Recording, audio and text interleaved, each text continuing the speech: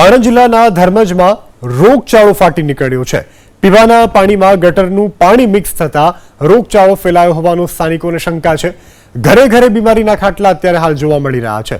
કમળાના રોગમાં 16 વર્ષીય કિશોરોનું મૃત્યુ થયું છે, જ્યારે 31 દર્દીના કમળાનો રિપોર્ટ પોઝિટિવ આવતા આરોગ્ય વિભાગ પણ હવે દોડતું થયું છે। અક્ષરનગર, વાડી ચોક, મોટી ફળી, નવી ઓડ સહિતના વિસ્તારોમાં પીવાના પાણીની લાઇનમાં લીકેજ હોવાને કારણે પીવાના પાણીની પાઇપલાઇનમાં દૂષિત પાણી ભળવા લાગ્યું છે, જેને કારણે રોગચાળો પણ ફેલાયો છે। અત્યાર સુધીમાં પાણીની લાઇનમાં 11થી વધુ સ્થળોએ લીકેજ મળ્યા છે, જે રિપેર કરવા ગ્રામ પંચાયતમાં સૂચના આપવામાં આવી છે। આરોગ્ય વિભાગની ટીમે 31 દર્દીઓના સેમ્પલ લઈ વધુ તપાસ માટે લેબોરેટરીમાં પણ મોકલી આપ્યા છે। આરોગ્ય વિભાગની 15 ટીમ હાલ ગામડામાં ડોર ટુ ડોર સર્વેની કામગીરીમાં જોતરાઈ છે।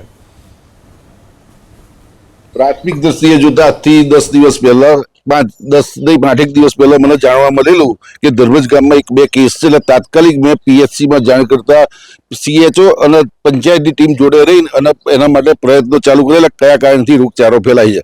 એટલે જે લીકેજો હતા તે ચેક કર્યા, 1-2-4 લીકેજો મળ્યા સ્ટાર્ટિંગમાં, એ પણ અમે તરત કરી દીધા અને ક્લોરીનનું પાણી ચાલુ કરી દીધું, લોકોને જાગૃત કર્યા કે ભાઈ ગરમ ઉકાળું પાણી પીવો।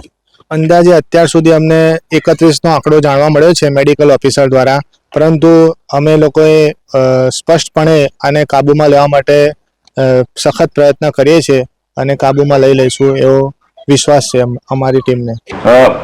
મોટાભાગે કમળા જે નવો વાયરસ છે હિપેટાઇટિસ એ વાયરસથી થતું હોય છે, અને હિપેટાઇટિસ એ વાયરસ એ દૂષિત પાણી અને દૂષિત ખોરાકથી ફેલાતું હોય છે। અહીંયા લીકેજીસ છે, એટલે કહી શકાય કે કદાચ દૂષિત પાણીથી થયું હોઈ શકે।